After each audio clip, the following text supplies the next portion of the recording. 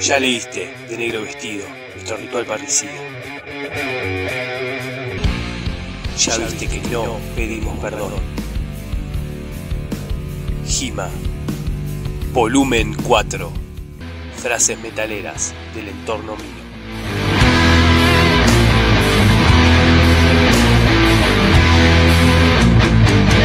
Bienvenidos, bienvenidas, bienvenides a este nuevo episodio de nuestro podcast volumen 4, donde vamos a estar presentando un poco los adelantos de nuestro nuevo libro, justamente, con el nombre homónimo, volumen 4.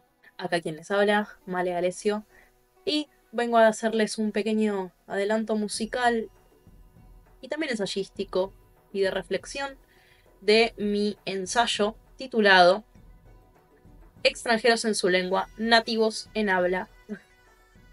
Una cartografía.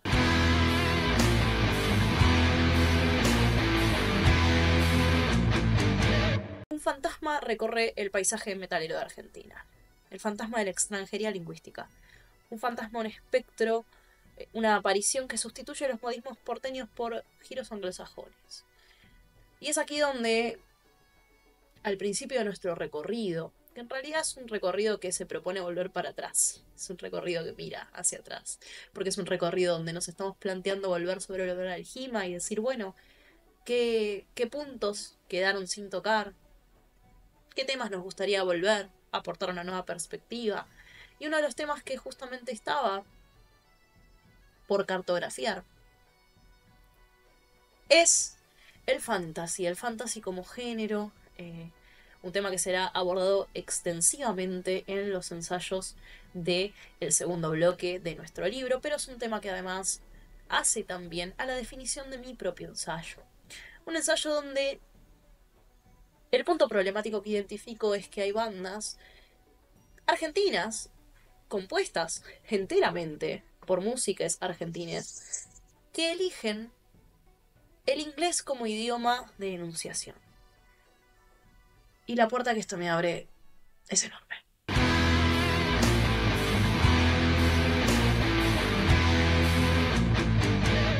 No voy a meterme en qué es el fantasy, qué es la fantasía en sí. Creo que esa es una definición que prefiero dejarles para cuando lean el libro. Prefiero dejarles que la descubran junto con nosotros. Un poco también que descubran el debate interno que se dio en torno a ello. Pero sí me gustaría entender que mi pregunta parte a través del idioma, del idioma que habitamos, que nos habita, que nos atraviesa, que nos, voy a decir, barra, como legal, que nos convierte en sujetos barrados. Y el lenguaje mismo está en cuestión en este caso, porque a través del lenguaje es donde surgen puntos de fuga, ¿no? Porque hay bandas argentinas de excelente virtuosismo, de gran creatividad compositiva, que eso no está en cuestión, que eligen cantar en inglés, que componen en inglés.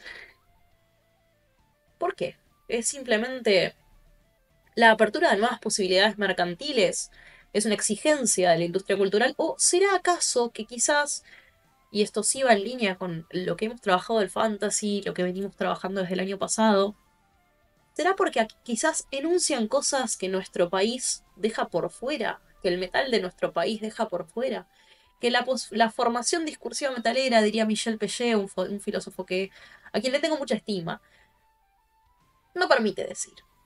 ¿Cuáles son los motivos de este abandono idiomático? ¿Podemos llegar a esbozar una respuesta? Porque mi intención tampoco es cerrar el debate, mucho más abrirlo y entender que si hablar es hablarse, ¿no? Si hablar es hablarse, es definirse, es entrar en comunidad de alguna manera, definir lo común, diría Sergio Caletti también.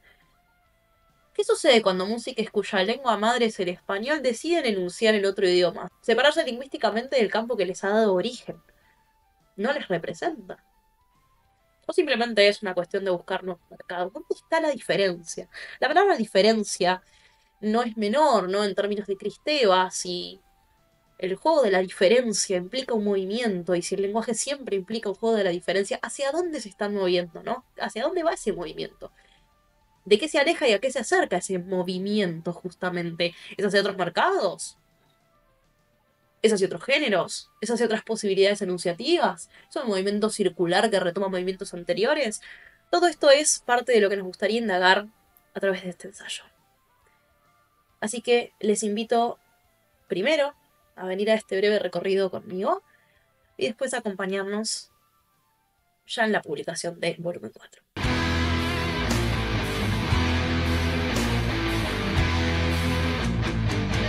Uno de los puntos que el GIMA como grupo viene trabajando desde su formación es la enunciación del metal argentino desde un realismo denuncialista que claramente está en la línea de Ricardo Iorio y que siempre ha encabalgado al metal argentino detrás de la posibilidad de denunciar aquellas cosas que en el sistema, que en el país, que en la realidad concreta de los trabajadores, de las trabajadoras, de los trabajadores, son de una manera que no deberían ser. Quizás mi pregunta ahí empieza, y por eso no es casual que haya comenzado con el fantasy, a delinear una posibilidad o una puerta de apertura para indagar qué pasa con aquello que el realismo denuncialista empuja hacia las márgenes del campo.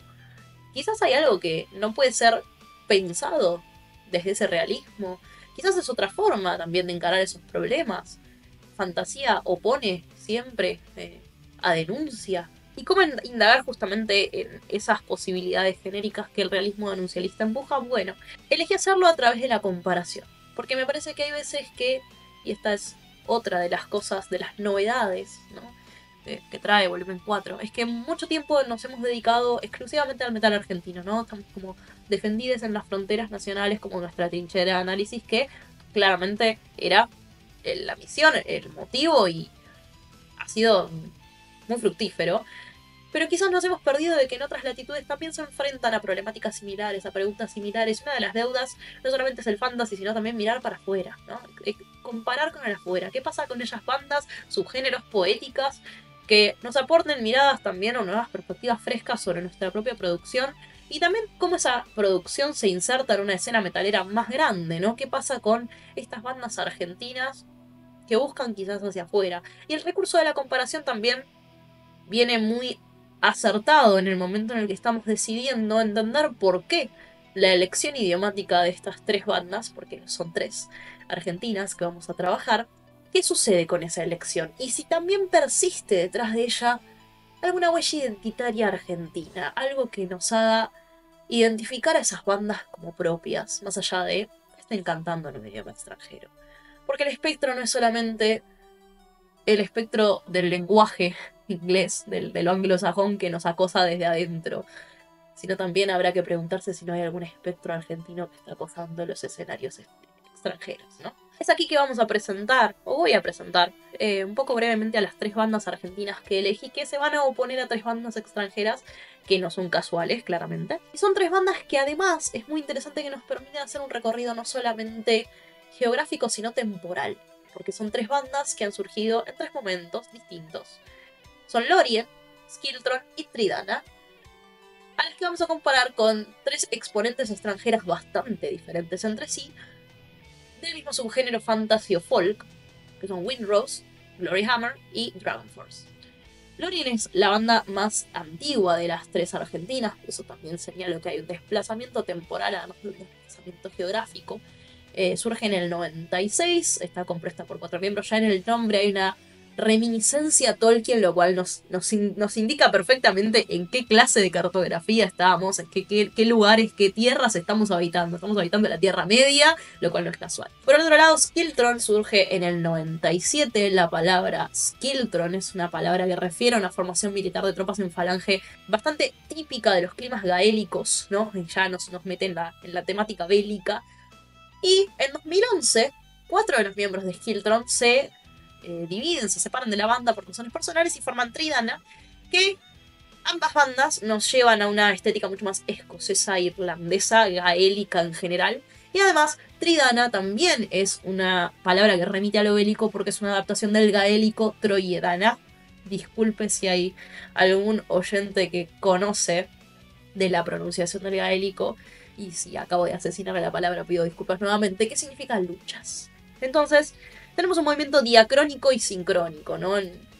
tratamos de hacer una sincronía en el presente de estas bandas y en la comparación con el afuera, pero también tratando de pensar que Lorien un poco fue la precursora, ¿no? Tiene una trayectoria más larga que las otras, funciona a modo antecedente. Porque Lorien es la que más fuerte tiene el castellano dentro de su discografía, de hecho las otras dos no lo tienen directamente. Hay una apuesta al castellano con algunas incursiones en el inglés, hay unas giras por el extranjero, pero manteniendo una identidad bastante más fuerte argentina, mientras que directamente tanto Tridana como Skiltron eligen el inglés e incluso se presentan así desde las redes sociales, ¿no? Hay una autopresentación, una producción de una enunciación que es netamente anglosajona que de alguna manera borra la huella argentina. Entonces nos preguntamos si Lorien es la piedra de toque de esa fuga lingüística, ¿no? Es el portal por el cual se cuela por primera vez ese espectro de lo extranjero, ese espectro de lo anglosajón. Y aquí además no es banal ni trivial recordar que tanto Tridana como Skiltron hace meses, sino años que no tocan en Argentina, están dedicándose a girar por Europa, mientras que, y me incluyo, muchos fans quizás estamos esperando que toquen acá porque tenemos muchas ganas de escucharlos, mientras que, aunque Lorien ha tenido ciertos momentos de pausa en su actividad, sí va a tocar en breve en Argentina, así que luego es una banda que sigue activa. Es hora de presentar el punto arquimédico que hemos elegido, ¿no? 3 bandas extranjeras que están dentro. Este límite entre el fantasy, el power, el folk.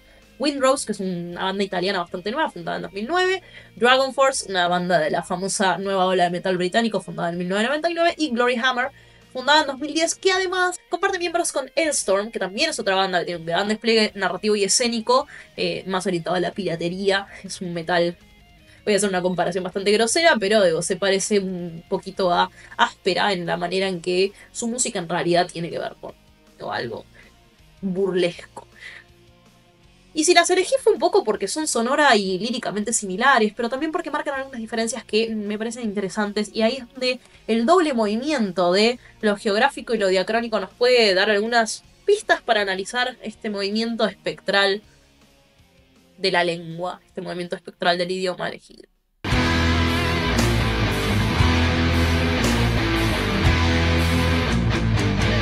Entonces, volviendo a la voluntad de cartografía que vengo asumiendo desde que comencé el ensayo y desde que comencé este relato, con su consecuente adición del componente indicial de la radio del podcast, voy a dar un poco las coordenadas que vamos a utilizar en este ensayo, o que utilicé y que me parece que también brindan un poco una novedad, y es que en volumen 4 nos acercamos a distintos niveles de análisis que antes quizás no teníamos en cuenta. Las coordenadas en las que este ensayo se mueve claramente incluyen a la lírica, incluyen a las letras, hay un análisis de las letras.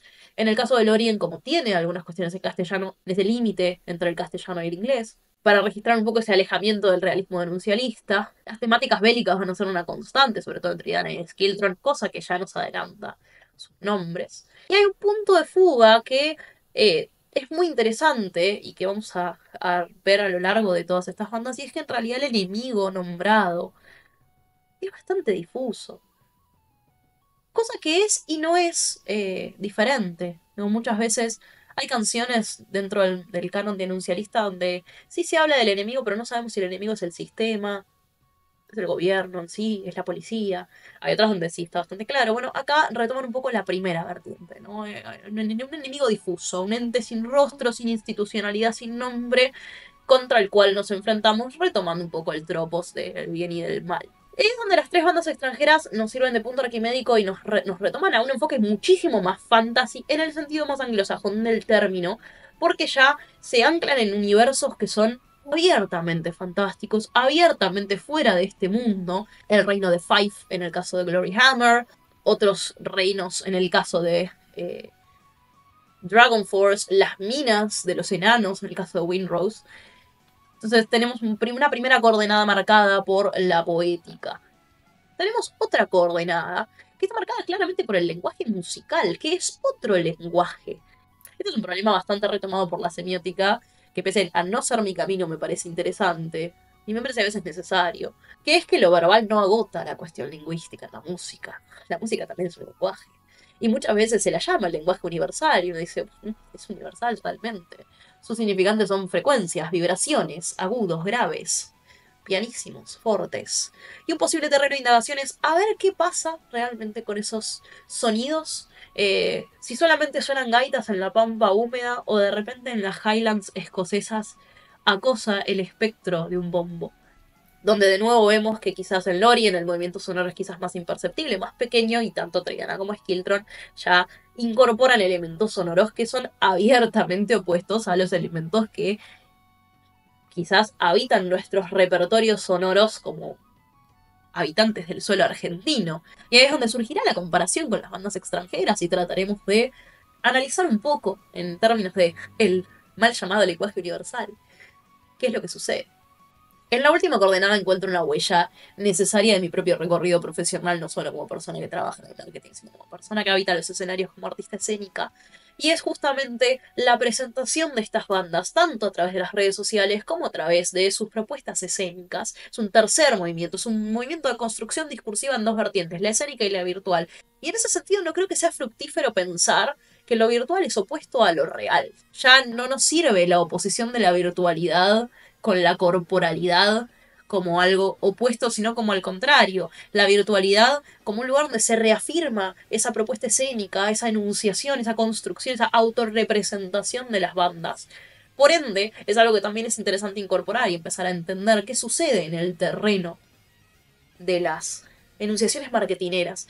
Quizás es una coordenada que nos haya costado incorporar porque sí es cierto que, además de ser nueva, no es una coordenada que las bandas argentinas de mayor raigambre le hayan dado demasiado espacio en sus propias enunciaciones, pero a juzgar por lo que está sucediendo en otras latitudes, sí es necesario empezar a volver la vista hacia los terrenos virtuales, que son tan importantes como cualquier escenario que se camine. Es otro escenario donde las bandas también tienen la posibilidad de expandir su música hacia nuevos oyentes. Entonces, volviendo al mapa, nuestro recorrido está en el cruce de, por un lado, la lírica, las letras, la música y la enunciación, la manera en que estas bandas se presentan a sí mismas, establecen una situación comunicativa con sus oyentes o con las personas que van a verlos en vivo. ¿Y qué similitudes y qué diferencias podemos encontrar entre las bandas extranjeras que nos sirven de referencia con nuestras tres bandas autóctonas? ¿O no tanto? Ya no sabemos si son autóctonas o no. Si son migrantes o extranjeros, ¿no? Esa es la pregunta.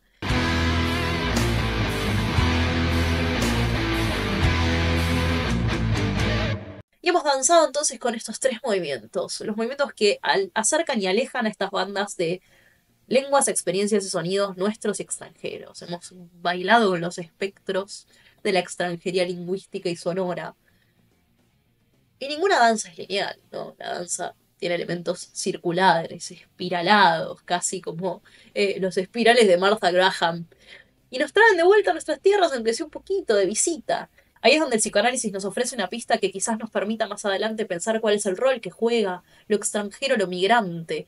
El extranjero en su propia tierra del psicoanálisis, así como somos extranjeros en nuestra propia cabeza, migrantes de nuestro propio aparato psíquico, quizás sea un estatus que tenemos que seguir pensando. Y la reflexión final, con la que me gustaría que se queden, e invitarles luego a leer no solamente este ensayo, sino todo, volumen 4, donde hacemos un profundo análisis de muchísima música, muchísimos problemas, muchísimas aristas del metal, es si realmente estas bandas son extranjeras, son migrantes, a dónde pertenecen, si son o hacen de cuenta que son, en qué punto son parecidas. Yo creo que hay una irónica, que me la reservo, una irónica similitud con su dialéctico opuesto en el realismo denuncialista.